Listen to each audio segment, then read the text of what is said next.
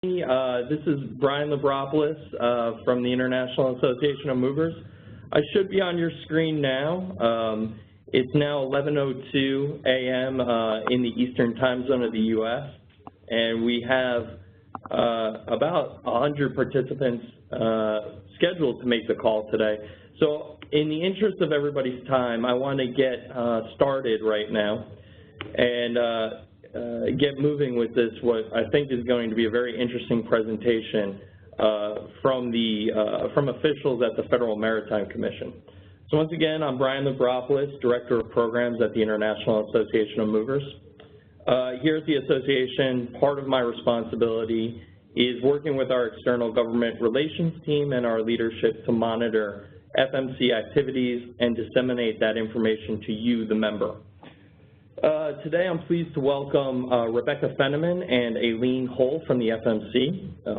They're going to provide overviews on both who needs to be licensed, who needs to be registered, and who doesn't need to be either.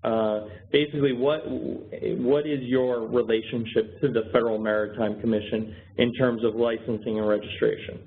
They're also going to be discussing how IAM members like yourselves can utilize FMC services in the event of a dispute with a customer or another company, amongst some other things. Specifically, the OTI licensing, Ocean Transportation Intermediary, OTI licensing, is a very critical compliance issue in our industry. And I'm glad to see so many of you have joined the call to learn about this today. As many of you know, the FMC has been a regular contributor at our annual meeting, and we're glad to welcome them to present to our members now virtually. Over the years, we at IAM have made great efforts to educate our members and the industry about what we perceive as regulations that can be somewhat confusing, particularly for non-US based companies. So this webinar is going to be a great way to continue that dialogue, and I hope it will clarify some of your questions. Before I begin, I want to go over, before we get to the presentations, I want to go over a few ground rules to ensure a smooth audio and visual experience for all of you. So first off, just to set your expectations, the presentation is going to take anywhere from 45 minutes to an hour, I think, depending on questions and answers. During the presentations, I'm going to ask everybody to mute your phones or the audio connection through your computer so it doesn't disturb the audio for everybody else. If you have questions, please submit them via the chat tool. I would encourage questions that are of a general nature, which may have applications for other participants on the call. I think we all have unique relationships where we can ask very specific questions to our presenters today, but I request that you keep them tailored to a larger audience if you can. This presentation is going to be recorded, so we are going to disseminate it out to all of you, both you on the call as well as members who could not attend, and we're going to post it on our website. Last, and this is kind of a marketing thing for our annual meeting, we will have FMC officials at the annual meeting. So if you are attending and you do have questions or want to start the licensing or registration process, please be sure to stop by their booth in the expo hall. Also, we're going to have the former chairman of the FMC, Mario Cordero. He will be on hand to address IAM members at the special session during the afternoon of Thursday, October 12th.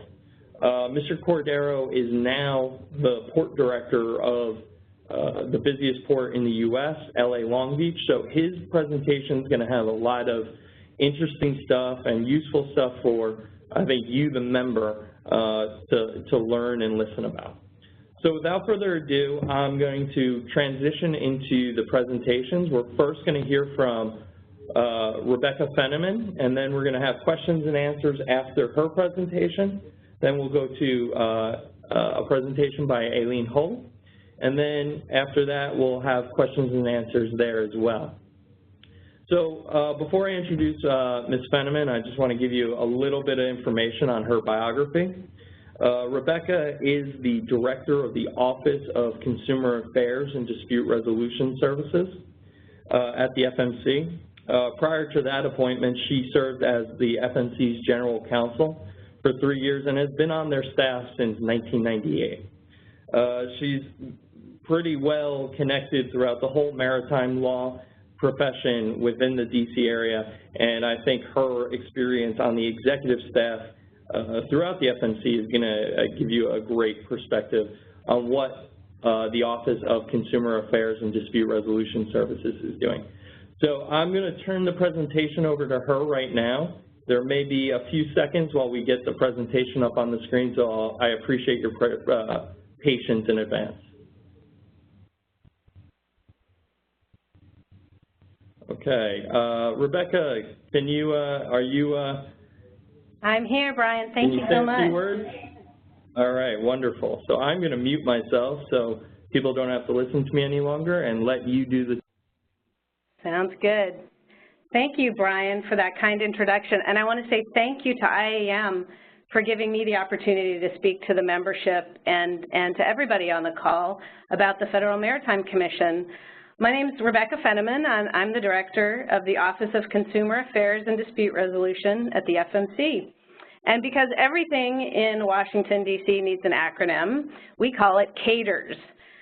Before I start, I just want to say that everything I present to you today, my slides and my remarks, are my own, and they do not represent or bind the Federal Maritime Commission. So here's a roadmap for my presentation today. Brian tells me that a good portion of you are calling in from outside the U.S., so I hope it's okay if I start with these basics. I'd like to tell you a little bit about the structure and authority of the FMC, the law and regulations it enforces, the types of companies and activities that it regulates, a little on the ins and outs of litigation and resolution at the FMC, and then I'm going to talk about CATERS services,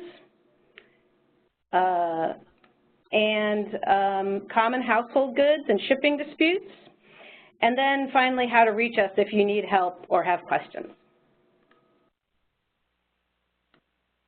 So the FMC is an independent regulatory agency of the United States federal government. Independent means that it's not housed within a cabinet agency. It's distinct, and it has been distinct since 1961 from the Maritime Administration, which you might have heard of. That's housed within the U.S. Department of Transportation. The idea in 1961 was that you don't want to have a regulatory agency, that's the FMC, and a promotional agency, that's MARAD, housed together. And the regulatory agency needs to be independent. So to keep it independent, the commissioners are appointed to staggered 5-year terms, each nominated by the President and confirmed by the Senate. The President can name a sitting commissioner as chairman without the need to go through the Senate confirmation process again. So right now, the FMC has 4 sitting commissioners. The acting chairman is Mike Corey, and the 3 sitting commissioners are Rebecca Dye, William Doyle, and Daniel Maffei. The commission is staffed by about 125 full-time employees, and our headquarters is in Washington, but we do have area representative offices around the country. So what we call our organic statute is the Shipping Act of 1984 as amended by OSRA. But the FMC is also responsible for implementing the Foreign Shipping Practices Act, Section 19 of the Merchant Marine Act, the PVO financial responsibility laws, and one other that's not listed here, which is called the Controlled Carrier Act of 1978. The Commission's regulations can be found at Part 46 of the Code of Federal Regulations. And don't worry, all of this is on the FMC's website, fmc.gov. The Commission's mission, put simply, is to ensure a competitive and reliable international ocean transportation supply system and to protect the public from unfair and deceptive practices. So these are the types of companies that the FMC regulates. OTIs, Brian mentioned, Ocean Transportation Intermediaries, and that might or might not be some of your companies. VOCCs, the Vessel Operating Common Carriers, those are the Maersk, and the OOCLs of the world who actually operate the vessels. Marine terminal operators, those include port authorities, whether they're public, municipal port authorities, and then the cruise lines. And lots of acronyms here because, again, we are in Washington, D.C.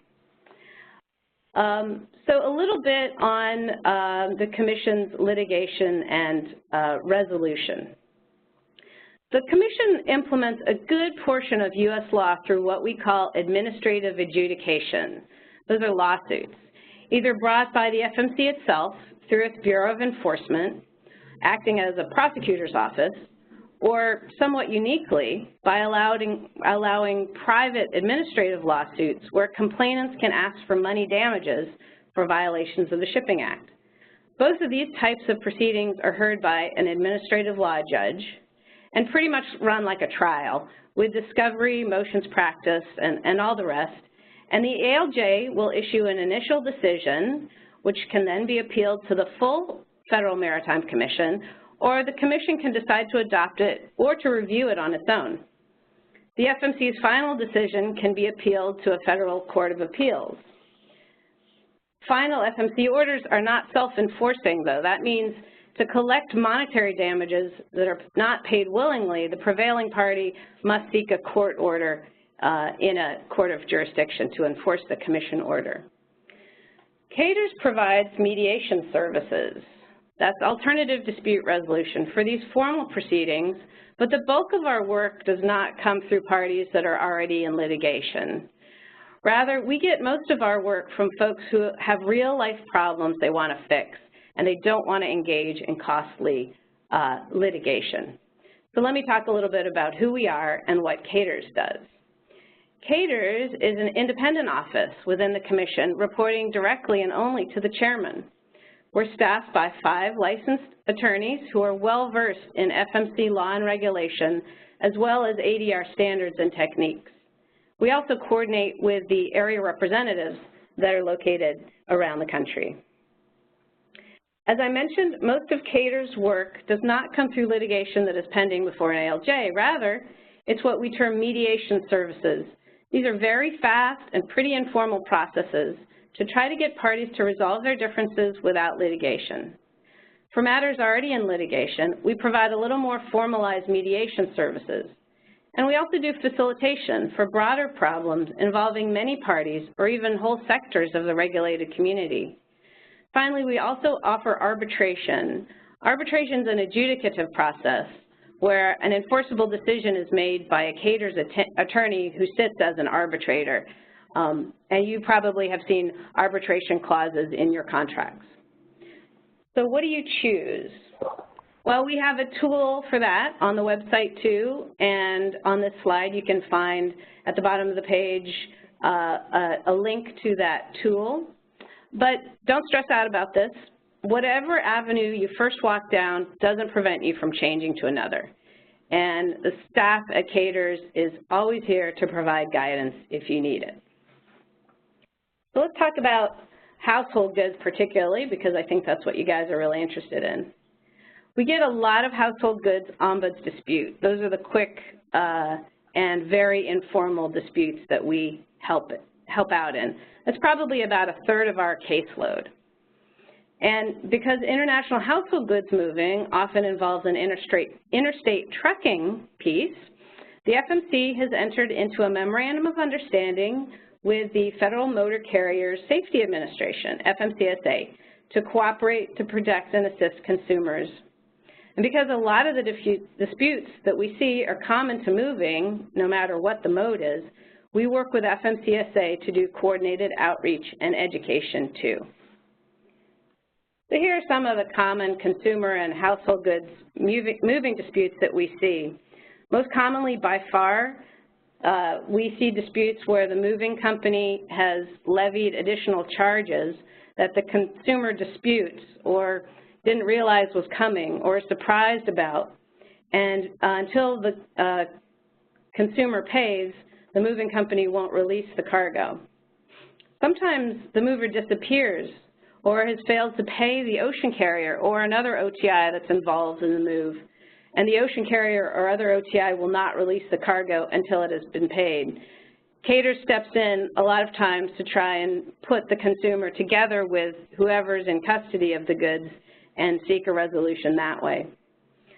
A lot of times, especially with moving vehicles, we see documentation problems that snowball into additional fees or charges and disputes about who should be paying those additional costs. And there are various other issues that we see here. How to contact us. So we are here to help. And here's a page on several different ways you can contact us. We get most of our contacts through our email address, but we have a toll-free number here too. And the Twitter handle is the Commission's general Twitter handle, but we watch those too. And then out in the field, here are the contact information for an area representative that might be located near you or near where your cargo has been stuck. So feel free to reach out to our area representatives. And as Brian mentioned, in Long Beach in a few weeks, you will have the opportunity to meet our Los Angeles area representatives, Carl Hansen and Nash Asandis.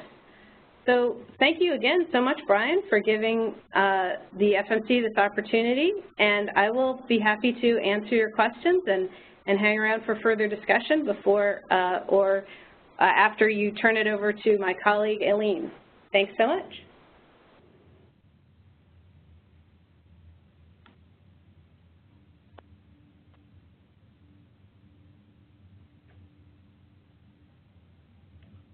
Can everybody hear me? It's showing me as muted. Yep, you got you, Brian. You're back. Okay. I think there was some issues with your slides, Rebecca, because some of the area contacts didn't show up. So we'll be sure to get that information out to all of you, just so you have it as a resource of who you can contact in that if you need that service. But I do want to just harp on the fact that Caters it's available to both customers and you guys. So if you have a dispute with, say, a U.S. mover, or if you're a U.S. mover and you have a dispute with an overseas mover and you're both either licensed or registered with the FMC, or you have or if you have a dispute with a customer and you don't want to take it to court but you want to resolve it, Caters may be an avenue you want to pursue. So, Rebecca, I do have one question, and that is, how many companies utilize Caters? Do you have any specific statistics or some anecdotes connected with that? Yeah, so anecdotally, on the Ombuds side, we get about 600 individual complaints a year. Some of those are repeat customers, but a lot of those are individual disputes. And as Brian mentioned, we're available for anyone who has a problem, whether it's the consumer side or business-to-business problem. A lot of times we see disputes between OTIs over, who's responsible for the cargo at this point, who needs to pay a fee so the cargo can get released. Billing disputes sometimes come up that we get involved with, and also with the ocean carriers too. It could be that your company's entered into a contract with a downstream OTI who's then booked the cargo with the ocean carrier, and for whatever reason that middleman disappears, or there's a problem with that middleman, and we can help you guys put the pieces together to find that cargo.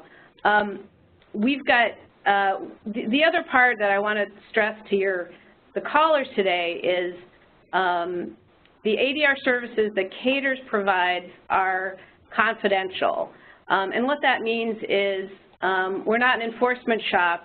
If what you're doing is more properly done with a license, that's something we'll counsel you on. You need to get a license if you're doing this. but we're not the enforcement office, so it's not our role to then report on unlicensed activity. So if you have a problem, whether you're licensed or not, you shouldn't feel any compunction about calling caterers because you're not sure you need a license or not. So I just want to put that out there, that we are a confidential service, and all of our service is voluntary too. So, which means we're not the enforcement office. We don't have the power or authority to require anyone to do anything. We're really just there to help folks resolve their differences on a business level. So I hope that helps a little bit. But we do get a very wide variety of folks calling us, whether they're licensed or not. We get truckers calling us. We get domestic movers calling us. We get the consumers calling us, and vessel operators too. Sometimes they have difficulty finding the OTI or figuring out what's going on with this cargo.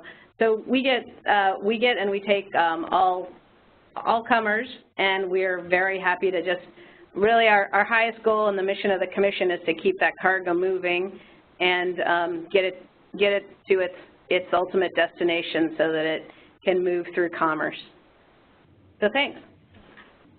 I think we have, I have one question, and then I think we may have a few other questions via the chat, but I'm curious about Maersk with their cybersecurity breach. Has the FMC been contacted, specifically caterers, about that in terms of, I'd imagine I know there are many disputes arising out of that between Maersk and its clients. Has there been any complaints lodged with caterers, and is caterers taking any action so far on that? So because of our confidentiality requirement, I can't really tell you about a specific case, but I can tell you that the commission writ large, not just caterers, is very well aware of course, the cyber attack that happened with Maersk and Maersk's responses to it. And I can just speak in generalities that I know there have been no formal public complaints filed here, as in docketed proceedings, litigations filed here, alleging a Shipping Act violation. With respect to Maersk, but in terms of cargo that's been stuck because of the cyber attack that happened, I can't really speak with specificity towards that, except for the fact the Commission is well aware and of the problems that have happened and Maersk's responses to it. I think you might have seen the one thing that Maersk asked for was some relief from the Commission from some of the regulations so that consumers didn't get stuck in the middle if and when a service contract couldn't be updated in a timely way because of all their systems being down. So the Commission did show some flexibility in the regulation with the assurance from Maersk that it was taking all the steps needed to protect the customers. So I hope that answers the question. I know I have to be a little bit vague about it, but that's a great question. Thanks.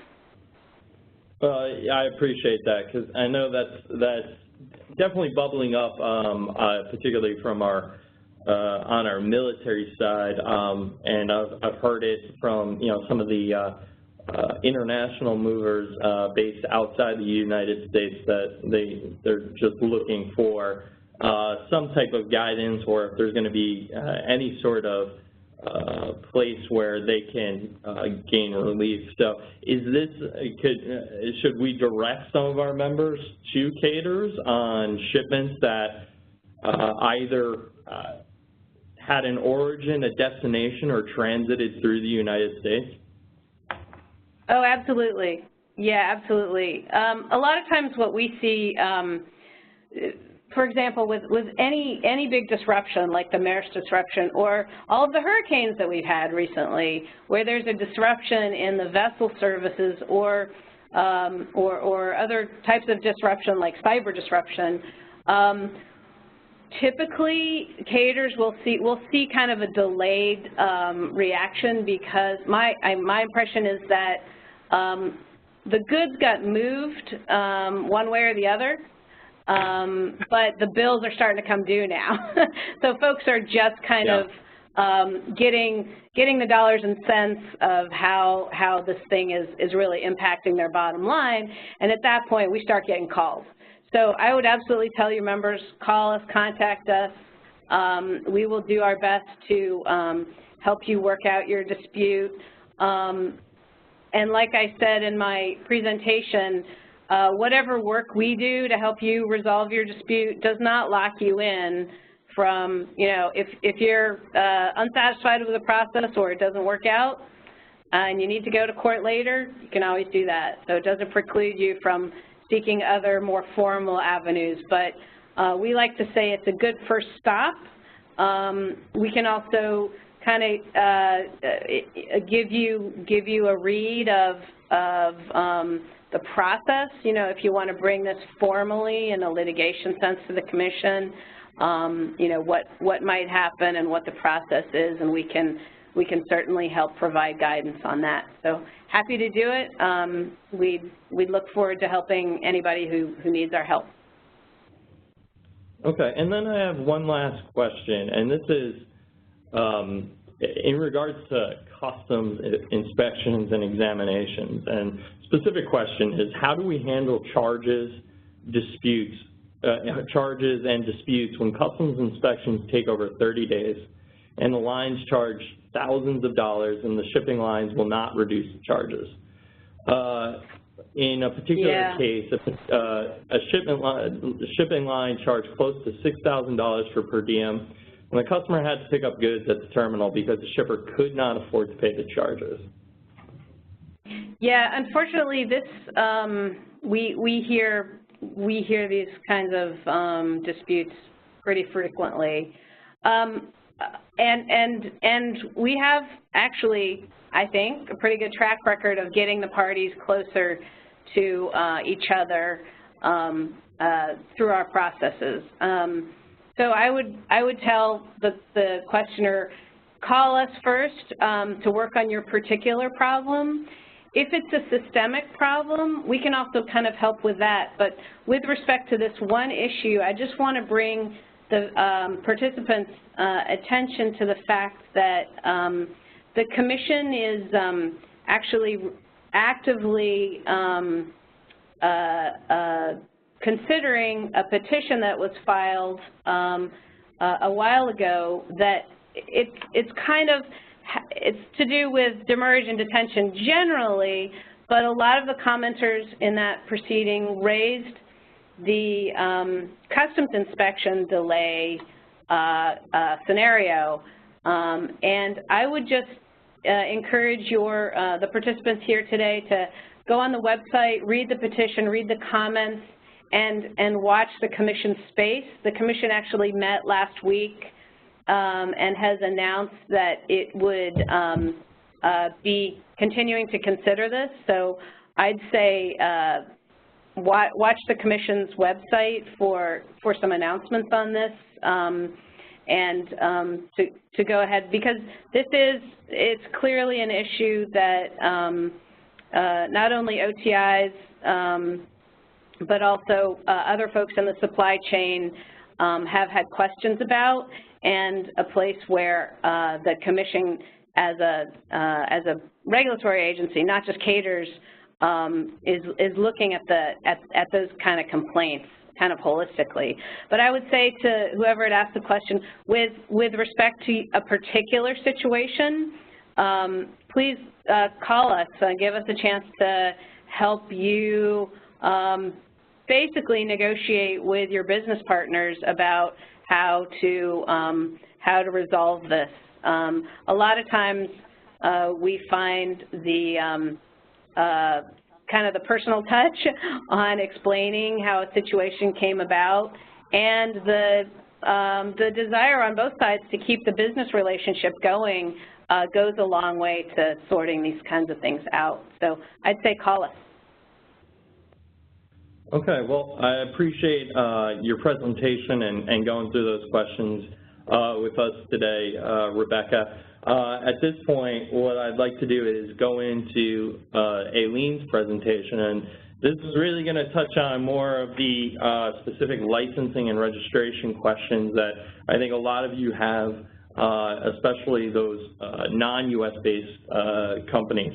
So let me just introduce Aileen first. Aileen Hull is the director of the FMC's Office of Ocean Transportation Intermediaries, or OTI.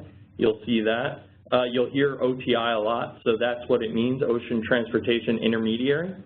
This is the office that is responsible for the review of applications for OTI licenses, investigation of the applicant and qualifying individual, and recommendation for the issuance of the OTI licenses for ocean freight forwarder and non-vessel operating common carrier, or NVOCC OTIs.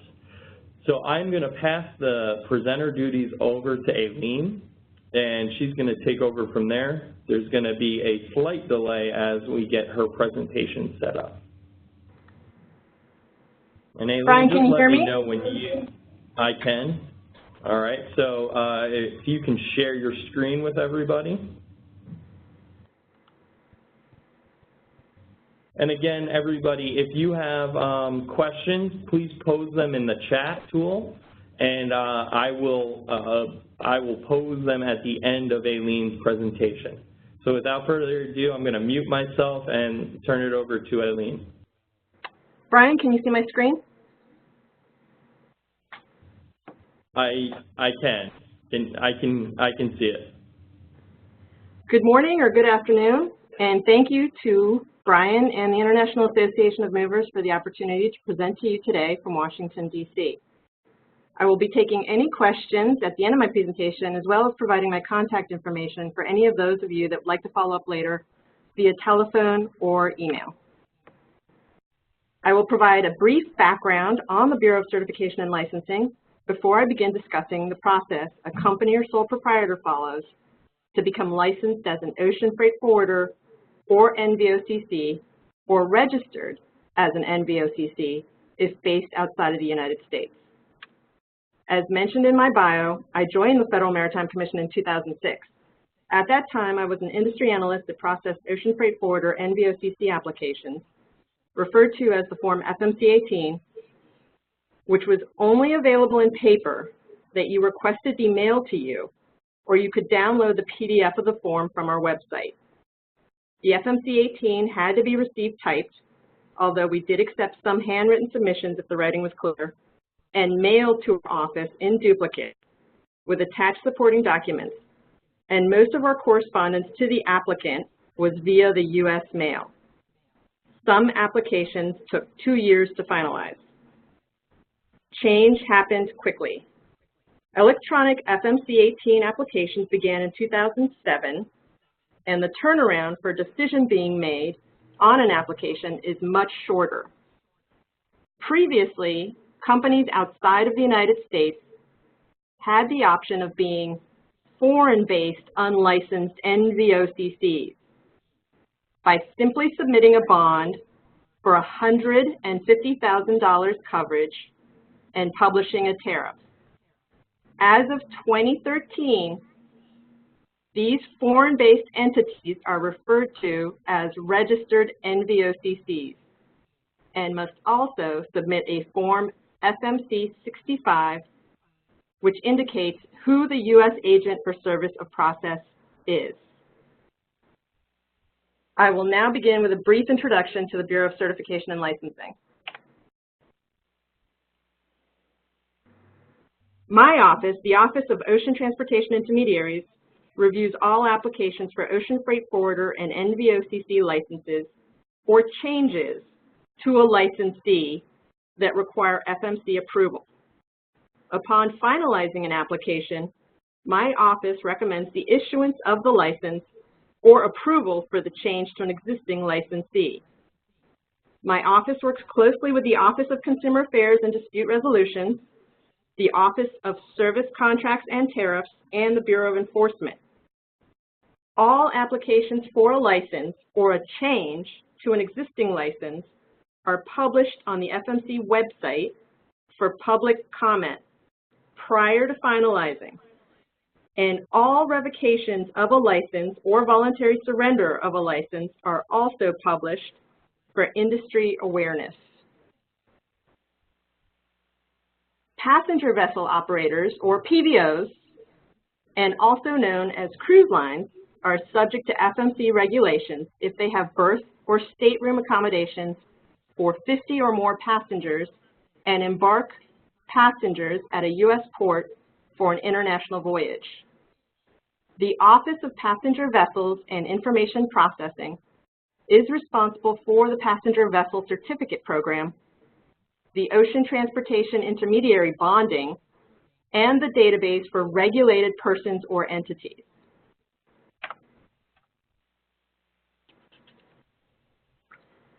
(46 CFR 515) defines an ocean freight forwarder as a person that in the United States dispatches shipments from the United States via a common carrier from the United States to a foreign country.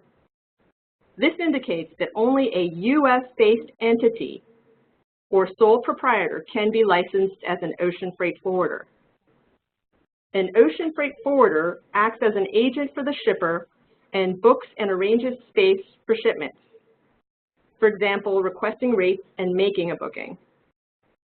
The ocean freight forwarder prepares and processes the documentation needed for shipments as well. For example, the shipper's export declaration, bill of lading instructions. Ocean freight forwarders could be considered a travel agent for cargo. On behalf of a shipper, an ocean freight forwarder can request rates from a vessel operating common carrier or NVOCC for a shipper's service contract or rates from an VOCC or NVOCC tariff. The rate received is the rate the shipper's ocean cargo will move under. An ocean freight forwarder can charge documentation fees to its customer for providing the service and collect ocean freight forwarder compensation from the VOCC or NVOCC if the ocean freight forwarder has no beneficial interest in the cargo. An example of beneficial interest would be an ocean freight forwarder moving cargo from an affiliated entity, such as a parent company or a subsidiary. An NVOCC does not operate the vessels that will be moving the cargo and is a reseller of space. An NVOCC acts as both a shipper in relationship to the VOCC and a carrier in relationship to the cargo owner. An NVOCC can enter into a service contract as a signatory with a VOCC to obtain rates and offer rates to its customer via a tariff, NVOCC service arrangement, NSA, or NVOCC negotiated rate arrangement, NRAs. For further information on tariffs, NSAs, or NRAs, please send me an email and I'll pass to my colleague within the Office of Service Contracts and Tariffs. An NVOCC is named as the shipper on the master bill of lading that is issued by the VOCC and in turn issues a house bill of lading to its customers. The statutes and regulations can be found on the FMC website. For those of you in the audience interested in the licensing, or those of you that are licensees, I recommend 46 CFR 515, Licensing, Financial Responsibility Requirements, and General Duties for Ocean Transportation Intermediaries. 46 CFR 515.3 is the regulation pertaining to when a license is required. No person in the United States may act as an ocean transportation intermediary unless that person holds a valid license issued by the Commission. Foreign-based entities may register as NVOCCs and must utilize only licensed ocean transportation intermediaries to provide NVOCC services in the United States. In the United States, only licensed OTIs may act as agents to provide ocean transportation intermediary services for registered NVOCCs.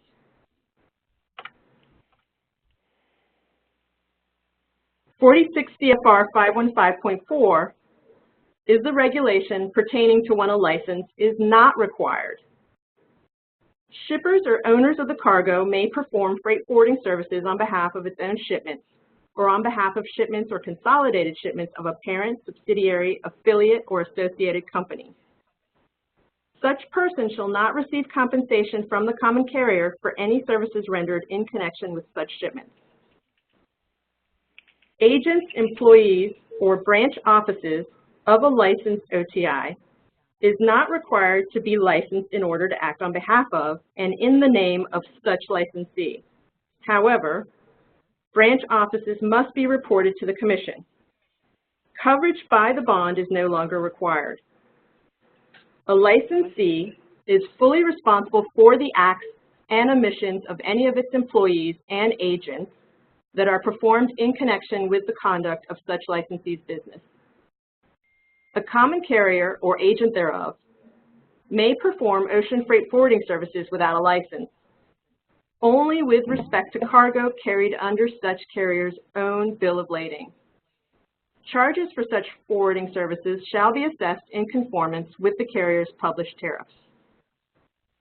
Any person which exclusively transports used household goods and personal effects for the account of the Department of Defense or for the account of the federal civilian executive agencies shipping under the International Household Goods Program administered by the General Services Administration, or both, is not subject to the requirement of Subpart B of this part, but may be subject to other requirements, such as alternative surety bonding imposed by the Department of Defense or GSA.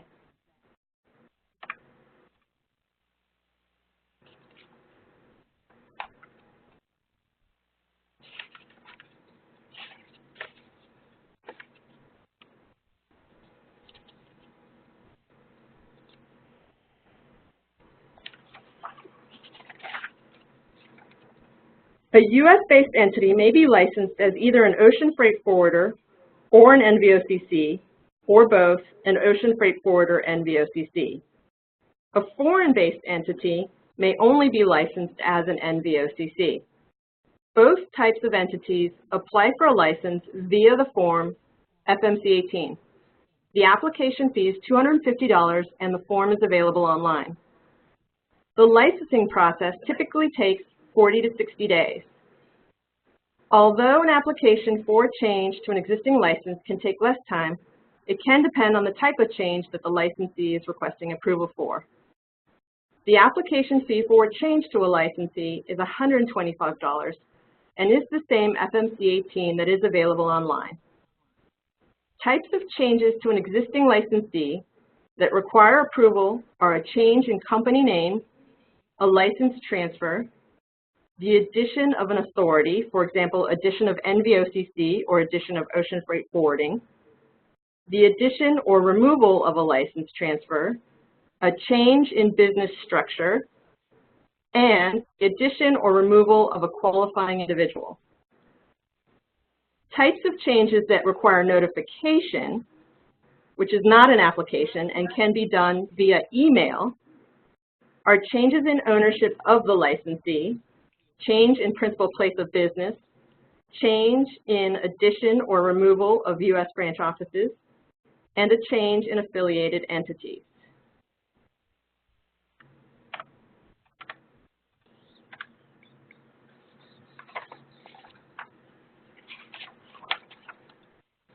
As of today's date, there are a total of 6,347 ocean transportation intermediaries. The current list of OTIs is available on the FMC website and is searchable and downloadable. I will go over the OTI list webpage and its functionality towards the end of my presentation. It's interesting to note that the number of OTIs has not changed greatly over the years. For example, at this date last year, the number was 85 less ocean transportation intermediaries. Although the business decisions which result in entities applying for a license or allowing a license to be revoked or voluntarily surrendered vary greatly.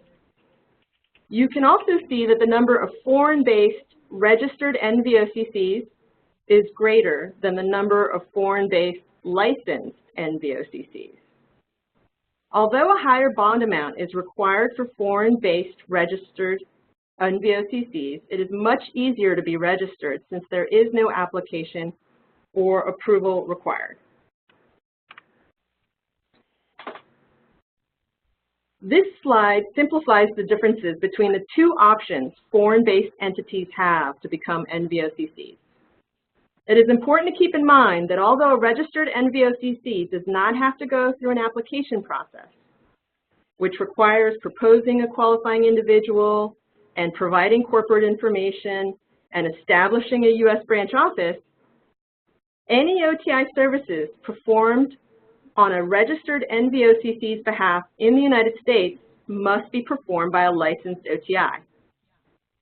To be a registered NVOCC, there is no fee, and the registration is done via submission of the FMC 65, which is a PDF on the FMC website, and that can be mailed, faxed, or emailed to the FMC.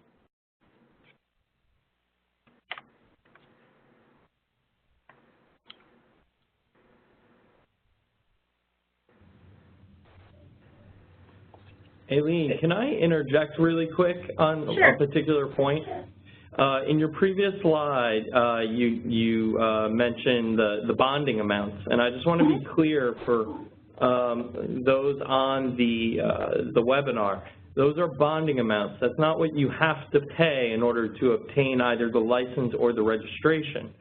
So I don't know if you know off the top of your head how much a $75,000 bond, I know it has to be an estimate because it depends on numerous factors, but it's maybe a few $1,000s, not $75,000. Am I right when I say that? That's correct. Typically, a bond company will do a risk assessment, and depending on that company's particular situation, the assets that it has, the liabilities that it has, it will determine a premium that is paid biannually. Anecdotally, I have heard premiums can be $3,000 a year, $6,000 a year. I have also heard that there are some companies that are considered higher risk, and they actually have to do a personal guarantee and place collateral that equals the bond amount. As you can imagine, there's a big range between those types of companies. Okay. Yeah, I think that's a critical point to distinguish, because I think people are looking at the slide and saying, I have to pay $75,000 or $150,000. That's not the case. You need to pay what the surety bonding company will charge you for. Much like an insurance policy, you're paying the premium in order to have a particular amount of coverage. So I just wanted to clarify that. Correct.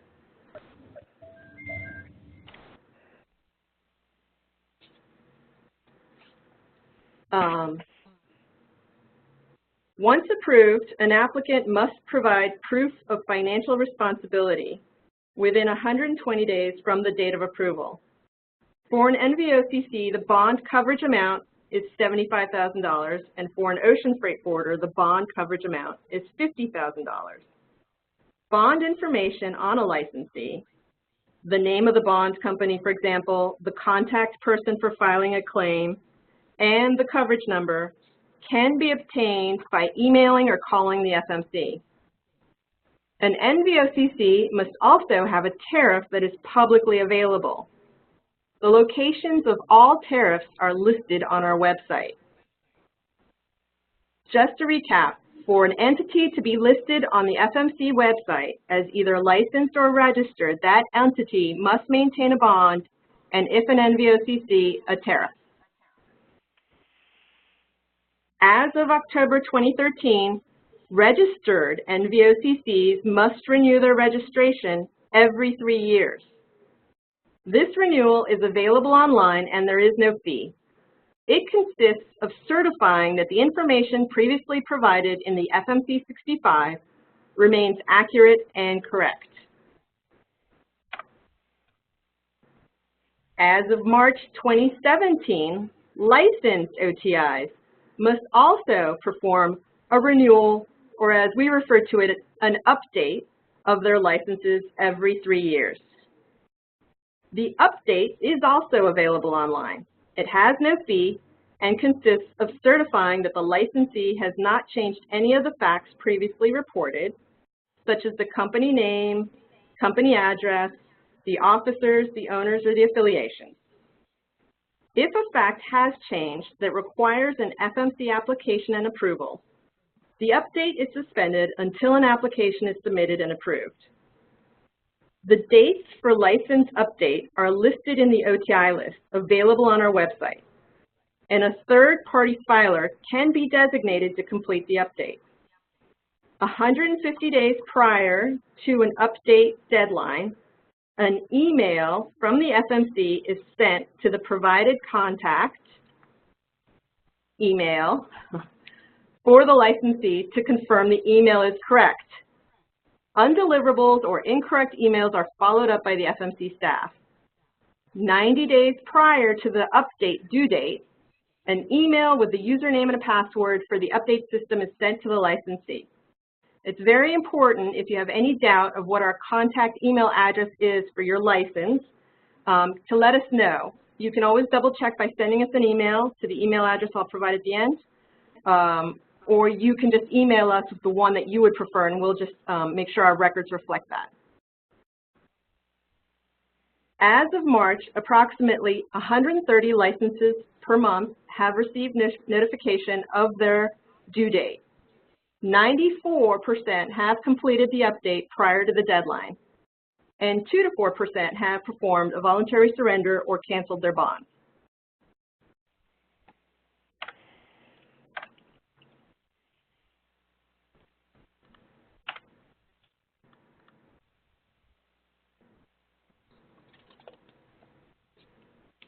The system is currently frozen.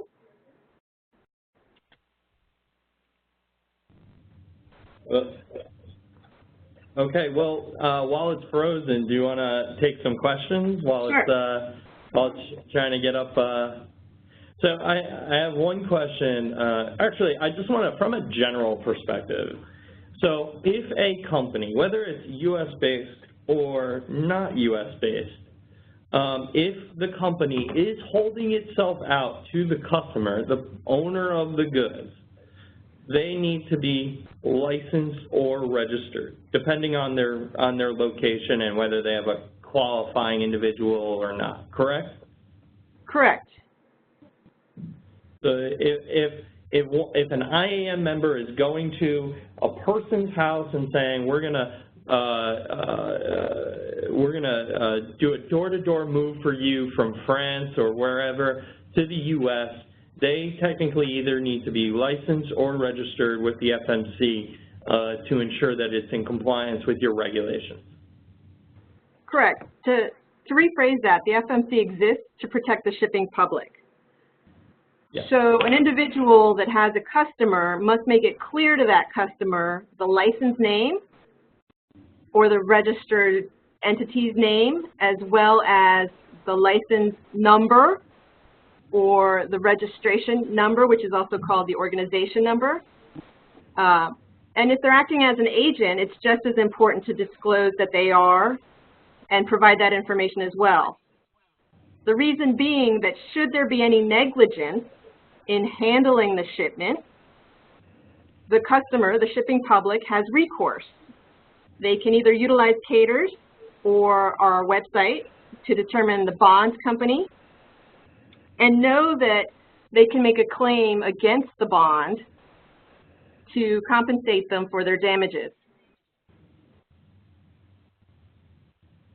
Well, I think that's good. And I think that is a central point of understanding is our members, their relationship with the customer and what it means for them in context to the FMC regulation. So if I'm a non-US based entity and I'm quoting a door-to-door service either to or from the United States, based on your slides, Aileen, my company either needs to be licensed as an NVOCC with the Federal Maritime Commission or registered as a foreign-based unlicensed NVOC. Is that correct? Correct. And just keep in mind that a foreign base has that option. They can either go the route of being licensed or registered. Got it. I see I'm now the presenter again. Are your slides kind of, are you having trouble with them? Yep. Okay. So it's just 3 slides, and I can go over them verbally. Okay. The next slide would have been just a screenshot of our homepage, www.fmc.gov. And what I wanted to inform everyone is when they visit our homepage, we have tabs. Under the Law and Regulation tab is where you would find the 46 CFR 515, which is the section that I recommended. Under the 4th tab, which is Databases and Services, is where you would find the list of FMC licensed and bonded OTIs. So anyone that wants to double-check a company, either their own or one they plan on working with, can go to that list, and it's current. You can also, if you need to, look and see the location of a VOCC or NVOCC tariff. And then on our homepage, the last tab, which is Industry Oversight, is where all the forms that I've mentioned and all of the applications are found. Okay. The next slide would have been a screenshot of the actual OTI list, just to show everybody that they can look up companies, click on the company name, it expands a little bit, you get complete information, you get an address, the phone number, you get the license number, you get the organization number, and you also get the renewal or update due date. Currently, we're not listing branch offices. We plan to, in the near future, be able to provide all those addresses for the public to use, companies to also be able to have as a marketing tool, because there is a search functionality where you can designate within so many radius of your location all the licensed or registered companies. But right now, the address that's provided is just the principal place of business. The last slide, and I apologize that I can't show it to you, but I'm sure it'll be available on the archive, is just my contact information, my phone number, and my email. Okay. Well, I really appreciate the presentation, Aileen. Before I let you go, we do have a lot of questions on the chat, and apparently I don't know how to use the chat tool because I was responding to everyone on a conversation, but it's in the chat tool already. And I'll preface my question with just a general statement. A lot of our members book ocean freight through a shippers association. If I'm booking ocean freight through a shippers association, and that freight is either going to or coming from the United States, how do I need to be? Do I need to be licensed? Do I need to be registered? Or do I not need to be licensed at all if the Shippers Association has a status with the FMC? So Shippers Association are nonprofits. They can be cargo owners or they can be NVOCCs. For it to be an NVOCC Shipper Association, those entities are required to be NVOCCs. Okay, so if I'm booking ocean freight through a shippers association, I have to either be licensed if I'm, I need to be licensed if I'm a U.S.-based company, or if I'm a non-U.S.-based company, I need to either be licensed or registered. Is that correct? Correct. Okay. All right, I think that answers a few questions. I have another question for you about bonding.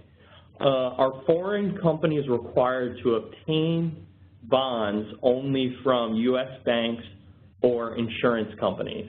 Are there foreign-based bonding companies that our members can use? That's a really great question. So there is a website, the Treasury Department website. It's probably treasury.gov, but I'm sure it's easy to find. The only issue is it's 75 pages long. So when you look for a bonds company, it has to be a company on that list that is 75 pages long. And honestly, not all of those bond companies are familiar with performing OTI bonding. So what I would suggest is contacting us at my email, and we can provide you a shorter list of bond companies that typically do this every day. It's not a recommendation to use any one of them, but I think it makes the process a little bit simpler. I would also encourage for those of you that already have a relationship with a bond company to reach out to them, because they may be providing you some trucking bonding, and you could package in all of your bonds and maybe get a better price than if you try to approach a new company. Okay, I think that's helpful. So your contact information will be sent around, and anybody who has questions about bonding can contact you directly about that to get that shorter list. We don't want anybody going down the rabbit hole that is the Treasury website. So I have a few more questions, and try and go through this as quickly as possible, but I have just a general question. Can you advise the exact function of the tariff? You talked a lot about tariffs. One of the questions asked, what's the exact function of the tariff?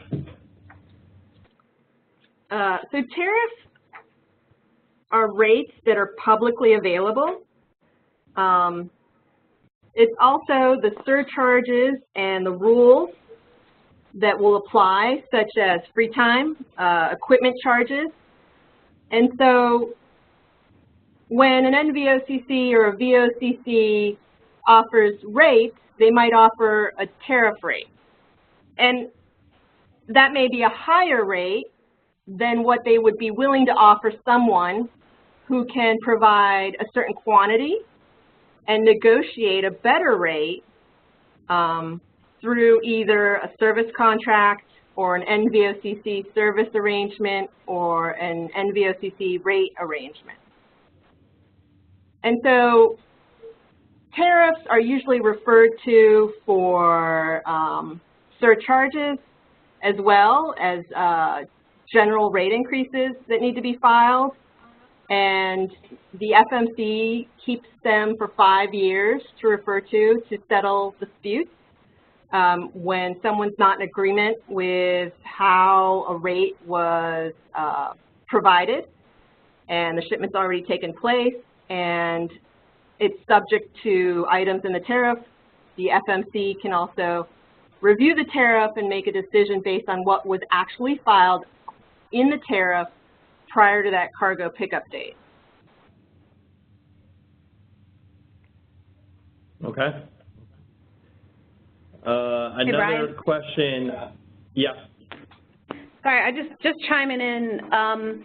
So basically all the rates and terms and conditions of an international ocean transportation move have to be discoverable in some way by the Federal Maritime Commission, whether it's, as Aileen perfectly described, a tariff, whether it's a service contract that incorporates terms of a tariff, or whether it's an NSA that's been agreed to, say, through an exchange of documents or emails of between an NVO or between two NVOs.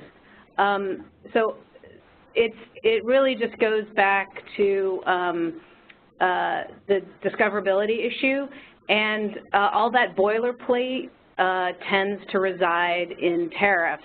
There's no requirement that it resides in the tariffs, but since, like I said, it's boilerplate, I think a lot of the ocean carriers and NVOs have determined that it's useful for that because it has to be discoverable somewhere. So I hope that helps too. So it's really, we're looking for transparency and visibility into, you know, the relationship between the different parties. I do have a question following up on that. Is there, I'm assuming, are those tariffs publicly available? I'm assuming that they're just available to the FMC. Hi, I'll take that one again, Eileen, if that's okay. Actually, so tariffs are, under U.S. law, under the Shipping Act, have to be available to the public. And that's really why a lot of the rates that appear in tariffs aren't the rates that cargo actually moves under, because service contracts, conversely, are all confidential. The parties can make them public if they want to, but the Commission cannot divulge service contract information. So that's the distinction. So tariffs are not, they're no longer filed with the Federal Maritime Commission. Previously, they were filed here, and the Commission kind of maintained a gigantic database of tariffs, but that doesn't happen anymore. Now, all the tariffs are on the carrier's website, usually website, or somehow otherwise publicly available. But there's no requirement that the commercial terms all be disclosed in a tariff. They just have to be discoverable somewhere, and be able to be confirmed somewhere. So whether all of the terms and conditions are in a confidential service contract, or all of the terms and conditions are in a publicly available tariff, it's really up to the carrier and the shipper to decide. Okay, understood. We have a few more questions. If you guys still have time, I can run through those. Do you guys still have time to answer a few more? Sure. Absolutely. All right. So one question is, what about the relationship between an OTI NVOCC with a non-OTI booking agent in the U.S.? Can that NVOCC accept business from a non-OTI booking agent? Does that make sense? Do you need me to define something a little bit further?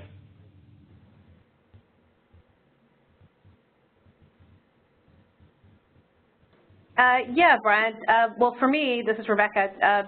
Tell me about a booking agent. All right. So we have, say, a company in, say, Europe who has sold the shipment to the customer. Let me just make sure. Okay. So let's say that company is in France. They sold the shipment. The primary relationship the customer or the owner of the goods, the beneficial cargo owner, is with the company in France. That company is not an OTI. So if an NVOCC, say a U.S.-based licensed NVOCC, accepts business from that France-based company, the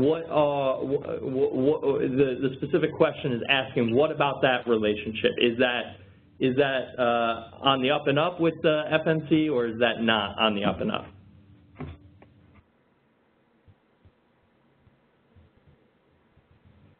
And it's my understanding. Sure. It's my understanding that it wouldn't be, that that the NVOCC in the U.S. needs to ensure that they are working with a company that's either properly licensed or registered with the FMC on any U.S. inbound or outbound cargo, if I have my understanding correct.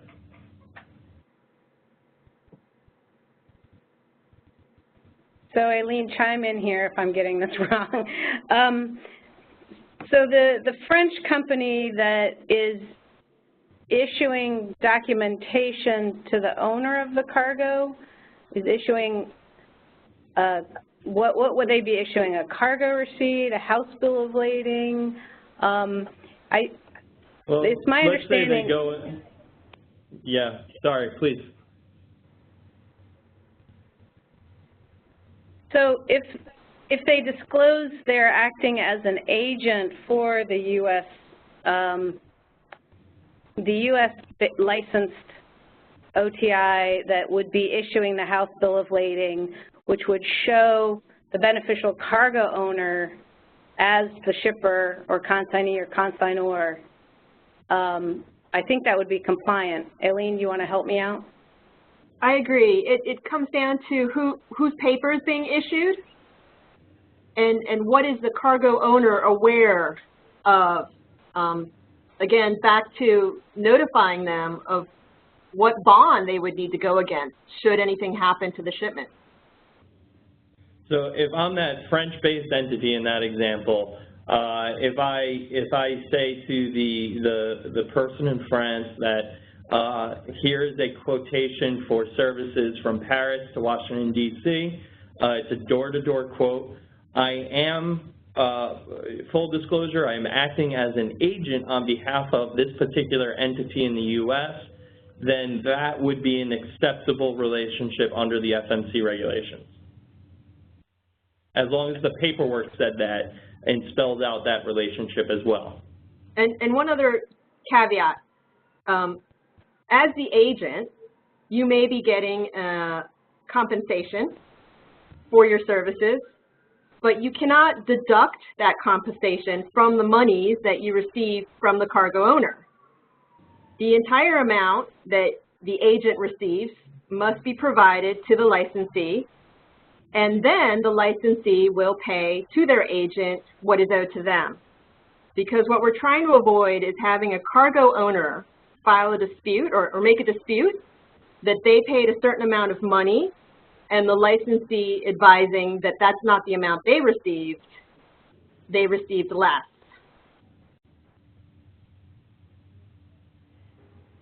Okay, understood.